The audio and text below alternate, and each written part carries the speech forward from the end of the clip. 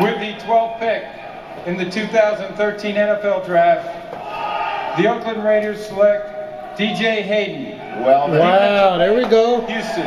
The top cornerback on Mike Mayock's draft board from Houston. You say he's the best story in this draft, Mike. He's now an Oakland Raider. Supposed to be a great corner. Never really saw him play. On the practice field on November 8th. I never really saw him play, but I know he had a big injury to his chest. He almost bled out internally.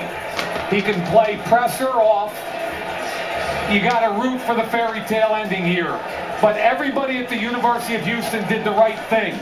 And this young man survived massive internal bleeding. He's been cleared by all 32 NFL medical staffs. People were worried about whether or not he'll be the same kid after a near-death experience as he was before. Here's what I'll tell you about this football player. At his pro day, he ran 4.38 when he was medically cleared. The first tape I put on was UCLA.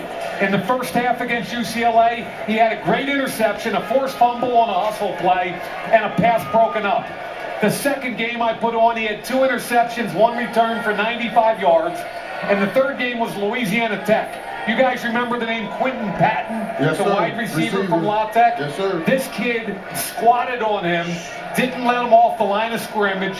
Patton had 4 catches for 36, and Oakland just got themselves not only a great story, but a heck of a football player. And there's now been a run on DJs. DJ Fluker, DJ Hayden. I think our DJ, Daniel Jeremiah, they might be checking his Appalachian State tape.